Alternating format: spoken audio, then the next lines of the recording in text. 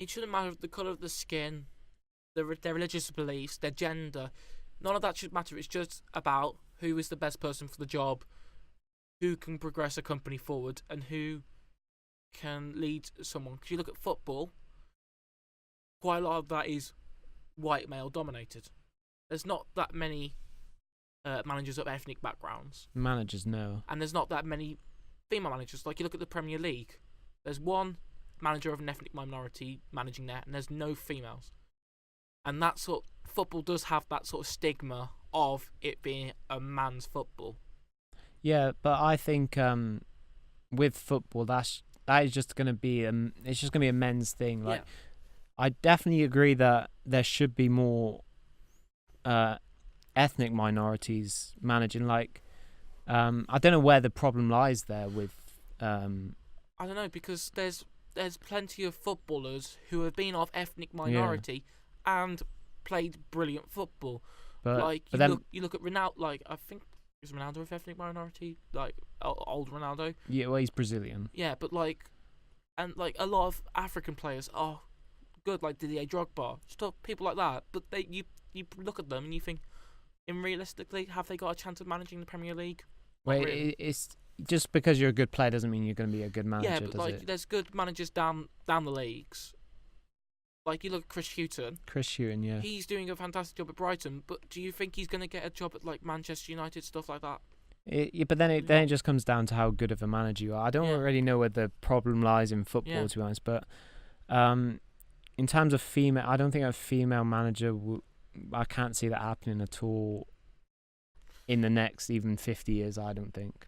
I'd like to hope it would, but you just can't predict these sort of things because we don't know which way the world's going to go in the next 5 years, let alone 50. No, I'd be more than open to it if she was a good manager, but I don't know.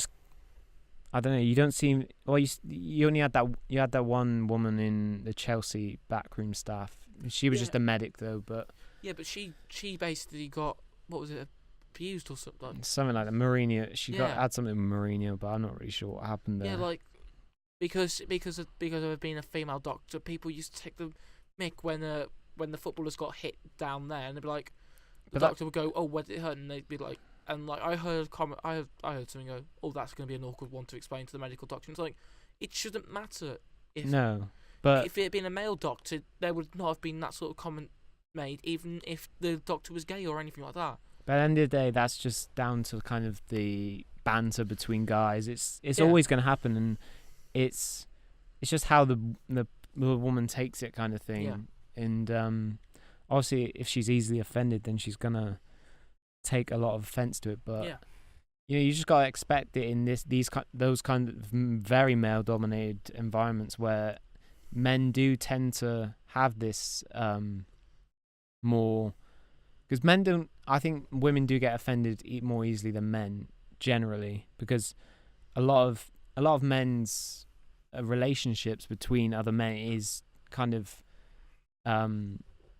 just this like banter between them where they kind of just lay into each other, and it's just whether you can take that from your friends and then give it and then dish it out. It's just that kind of back and forth is mostly what men.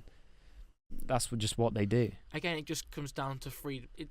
All this keeps linking back to freedom of speech and people being allowed to voice their opinion without people getting offended. And you've just got to try and find that happy medium. Yeah, and I think with any kind of relationship or talking to people, it's finding that boundary where it goes, where what you can have with a person. And personally, for me, people with wider boundaries of like whether they can take the kind of the banter I lay on them. Like I like to test people and see where it lays, and then usually when they have bigger boundaries, I prefer to I just like them more because it's just easier to be around them and not have to worry about what you're saying. Yeah, that's fair enough.